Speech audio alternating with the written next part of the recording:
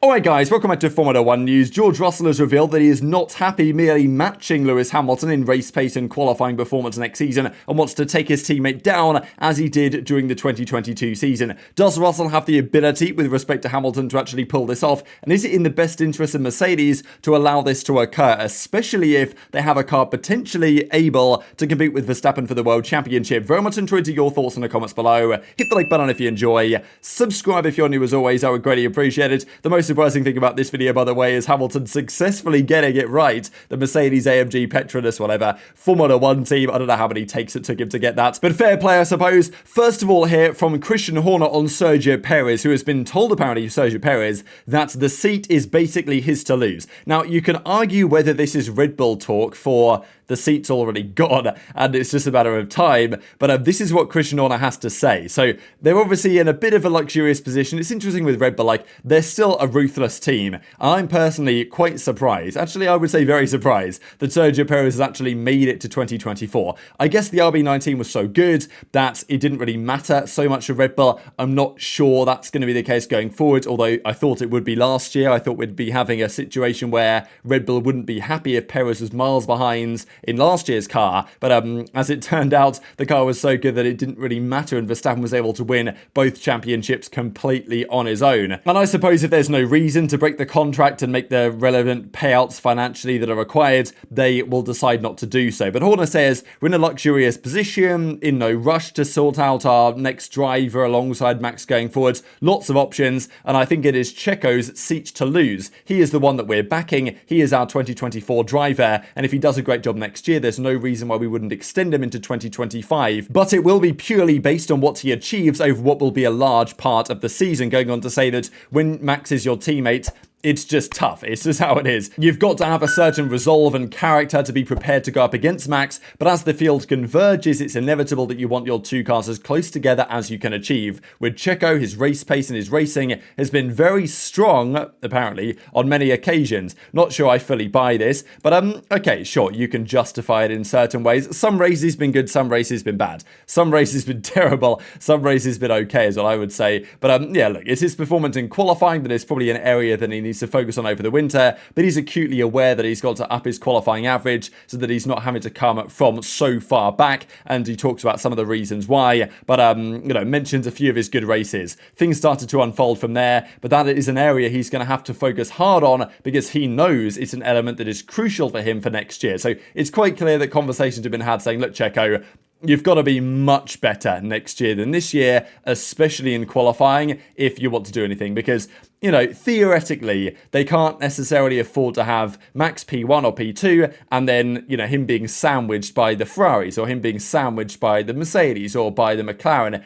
That's fine this year when Max has a big pace advantage in race trim. Next year, that might still be the case. That might not be the case. And therefore, the advantage of having two cars against one on strategy is quite significant. If Perez is, for example, P8, P9, or what did he average this season? P9.5 in qualifying, which is, not great in the most dominant Formula 1 car, arguably, of all time. So that's the situation for Red Bull. I still wonder what they're really thinking. Ricciardo might be the man for the job, but I'm not convinced personally. I think Tsunoda was more impressive than anybody else in that AlphaTauri last season, but I'm not really sure Red Bull see him as second driver candidate, so I don't know what the future is for him.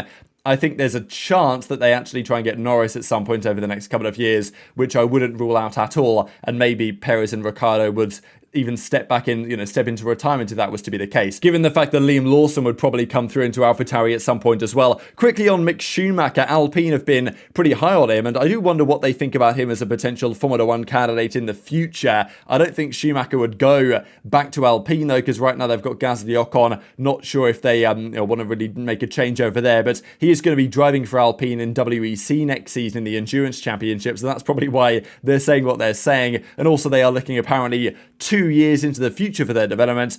They will not be following Red Bull's concept and are instead working on expanding their own. So Yeah, I hear this and I think, well, good luck, Alpine, but perennially, we know what Alpine do. They turn up, they say a lot of big words, and then they don't really end up delivering on it. Aston Martin are in an interesting spot because last year they said lots of big words, and they delivered for half the season, roughly. Then they stopped delivering until Alonso pulled off a masterclass in Brazil at the end of the season. And to be fair, their car was pretty good for a couple of those rounds after they made a few changes back to some earlier parts of their concept. So Alonso, though, says that it's not just next year, it's not just the year after. He's looking at 2024 to 2026 as crucial development years. The new wind tunnel, the new factory coming online, all this type of stuff. So it makes me wonder, how long is Alonso planning to stay around for, right? Is this guy going to be here for 1 more year, 2 more years? But he's now saying, well, the next 3 years are going to be big for development. So what's Alonso cooking?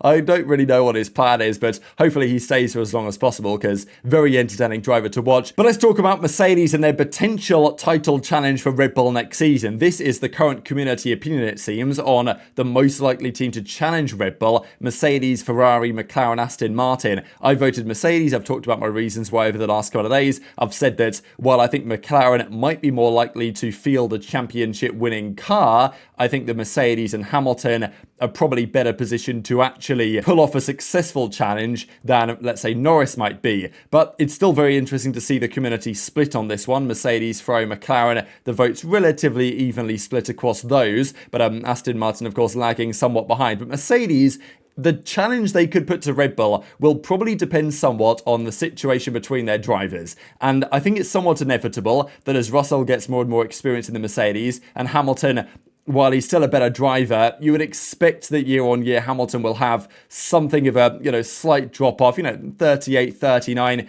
You're not expecting him to still be performing at peak Hamilton levels. I think especially in qualifying, we might have seen that his level has dropped somewhat. Whether that's more on the car and the confidence in this stuff rather than Hamilton declining, that's a question. I think in race trim, Hamilton is still very much the Hamilton of old. But, I think you are seeing some chinks in the armour, I suppose. Now, Russell should get better over time, more experience. Is he good enough to really challenge Hamilton in a season where Hamilton isn't being a guinea pig for half the year to test out the W13, which is basically the case in 2022? But it is interesting for Mercedes that often this most recent season, sometimes in 2022 it was very common, they'd do a couple of laps and they'd be within 100th of each other basically. This season in qualifying that was probably less often the case, and it was either one was quite a way ahead or one was quite a way behind. Sometimes they were still very evenly matched, but Mercedes are looking into trying to figure out exactly the reasons why that could be the case. But the question has been, if Mercedes turn up next year with a championship challenger, what's going to happen, right? Are we going to see more action on track between Hamilton and Russell? We've seen it a fair bit. I mean, even when they came together back in Spain, when they nearly came together back in Spa, a few other incidents as well, even, on-track incidents in Japan, and Russell constantly on the radio being like, are we racing or are we being teammates? And you know how it goes between the two of them. Russell wants to beat Hamilton. There's no doubt about it. But the question, I guess, for Mercedes is that actually in their best interest? Because people are generally of the opinion, I would say, that if Hamilton and Russell have the car to challenge, Hamilton's the most likely to. But who is going to take more points off each other? Is Russell going to take more points off Hamilton, or is Perez going to take more points off Max? That answer is quite clear, especially when Russell seems to revel in taking points off Hamilton. I think a lot of the races last season, it seems like Russell was more keen on beating Hamilton than he was on even necessarily winning the race or looking further up. I think in Singapore, after he'd made the challenge through and his tyres were kind of shot, he was more so trying to defend the podium from Hamilton than he was trying to look forward to try and take Norris and take Sainz for the victory. And I get that from George's point of view, but I'm not sure that he's necessarily making decisions that are in the best interest of the team. And that's probably fine when they're in the position they're currently in. But if that's not the case, then you have questions. So this is when Russell was kind of asked about this and gives an interesting answer as to what his intention is. This is the quote as it says: bouncing back from missed opportunities, missed results, mistakes. This is when you push yourself. No doubt it's probably been the toughest season I've ever had psychologically, and you can understand why. I mean, teaming with Verstappen, teaming with Hamilton, teaming with other greats of the sport is a massive psychological challenge. When you're going out there giving your absolute best and Hamilton is still in race trim 2-3 tenths of a second quicker, like, what am I doing wrong? Why aren't I as good as this guy? And I imagine, as it was for Bottas and for others, that's extremely psychologically difficult to cope with. So that's why George says that he's been pushing hard and therefore he's been making more mistakes. I could comfortably lift my foot off the gas pedal and drive 1% below the limit, and I could sit here right now and tell you that I wouldn't make a single mistake. You know, he made a lot of mistakes this year, Russell. Canada was a bad example, Singapore was a bad example, among others. And probably when I sit through my championship years, I probably wasn't being pushed as much as I'm pushing myself now. So that comes from Hamilton, and therefore that comes from himself. I'm purposely trying to push myself further and beyond, and I'm not satisfied with just being on par with my teammate in qualifying or whatever that might be. Or in 2022, when we were very even across the entire season, I want to be ahead. That's what I'm pushing myself for. And there's nothing wrong, I think, with this mindset from Russell. You want to be the best. If Mercedes turn up with a championship winning car, who knows how many championship winning cars Russell might get access to in his career. You've got to try and take advantage of it. But this is just Mercedes have to think about what this implies, because Russell is quite clearly saying, you know, he's not going out there to be second fiddle to Hamilton. He's going out there to beat Hamilton every qualifying, every race, and that's his, you know, primary goal, in addition, I suppose, to winning the championship if the opportunity arises. So to compare the two drivers, these were their stats from the most recent season. Qualifying was dead level, but in terms of race pace and points scored and podiums and best finish and highest grid position and even DNFs, some of which were Russell induced, of course, Hamilton leads the way on all of those effectively and had a much stronger season than Russell did this year. Last year was a different story, but I think many expected Hamilton to kind of, you know, put his foot down this year and assert dominance over this particular intra-team battle. And I think Mercedes are lucky, really, to have drivers of this caliber with all the mistakes they've made, with the car they've got, the operational, the strategy stuff that these guys are often carrying through. I think Russell is better than he maybe appeared this season, but I think part of it is just the pressure on his shoulders, getting beaten by Hamilton and struggling to kind of cope with what that means and maybe getting in your own head somewhat. So Russell has been quite clear. He wants to beat Hamilton. That's his absolute goal. And at some point, you know, Hamilton will not be as good as Russell. When Hamilton's 45, 50, okay, he's not going to be in the spot by then, but you know what I mean? Like, at some point, there is going to be a fall off for Hamilton, and maybe a decline is happening somewhat. But I still think he's better than Russell, and this is the tone that Mercedes have to manage, because, you know, it's only been one race ever when Mercedes have started without a world champion in their car. Sakir 2020, when Hamilton was out with COVID, right, and Russell stepped in for that race and could have won it, but we know the puncture that supposedly happened, or maybe didn't happen, depending on how what your theory is on that particular Grand Prix. And they need to ensure that Russell is prepared whenever Hamilton does decide to step away to take up the mantle as, you know, the new head driver of the team. That's the plan. But I imagine that Russell and the team might have expected that, well, over the last couple of years, Hamilton would have had his chance to go for the 8th. Now he might have got the 8th by now, and therefore he's going to retire and call it a day, and Russell can step up. That's not happening. Hamilton seems more motivated than ever,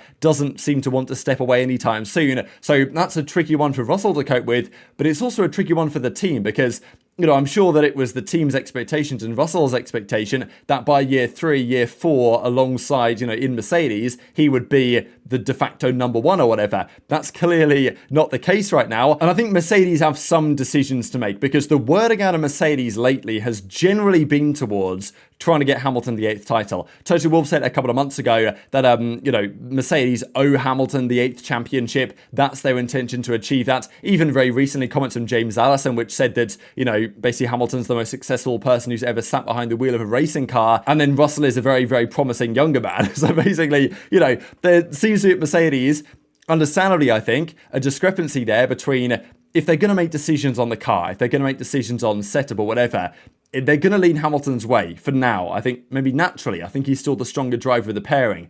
Russell might not be happy with that, and we have even seen it in a season where they weren't in a championship fight. They're still coming together on track. There's still drama between the two of them. I can't imagine what it's going to be like if they actually get a championship challenger. And I think the risk for Mercedes is that unless their car is substantially better than Red Bull's, Max is not going to get that internal challenge from his teammate or even from his team that Hamilton or Russell, if he happens to be the stronger driver, might at Mercedes. So I think some big questions to answer here, and Russell is kind of putting across what we all know to be true. Like, I don't think there's any... It's not a surprise that Russell is saying, oh yeah, want to beat Hamilton in race trim and in qualifying. That's what you'd expect. But I think Mercedes have to recognise that and decide how they manage that, because even the most recent season, Hamilton was in a battle for P2 in the Drivers' Championship. If they'd have made certain decisions and made it quite clear that Hamilton was their priority in strategy and other factors, they possibly could have promoted that even further. Mercedes never did that, and I wouldn't expect them to, because P2 and the drivers, who cares, right? It's about winning at the end of the day. But if Hamilton next year is in a fight for the championship, and Russell again has made a few mistakes at the start of the season and is quite out of the fight, Mercedes will at some point need to make a call on, George, it's James. Okay, James has now gone to Williams, but you know what I mean? Like, Valtteri, it's James, Mark II, invert the cars, please, George. Invert the cars, into turn one, like they have done previously when there's a championship challenge on. Would Russell be happy to do that? I would say, based on the evidence that I've heard over the radio for the last couple of years, most certainly not. So very much intrigued to your thoughts in the comment section on this one, but I think that it's only a matter of time until we get a really juicy Russell versus Hamilton season at Mercedes. I'm not sure it's going to be quite Hamilton-Rosberg levels, but if there's a seriously competitive car there in the W15, I don't think we might be too far off that. But very much intrigued to your thoughts in the comment section below. There'll be no video tomorrow because it's Christmas. I'll take tomorrow off, but we'll be back with the regularly scheduled programming shortly after that one. But yeah, very much intrigued to your thoughts in the comment section below. Enjoy your Christmas day if you celebrate. Thanks for watching. Take care, and I'll see you next time.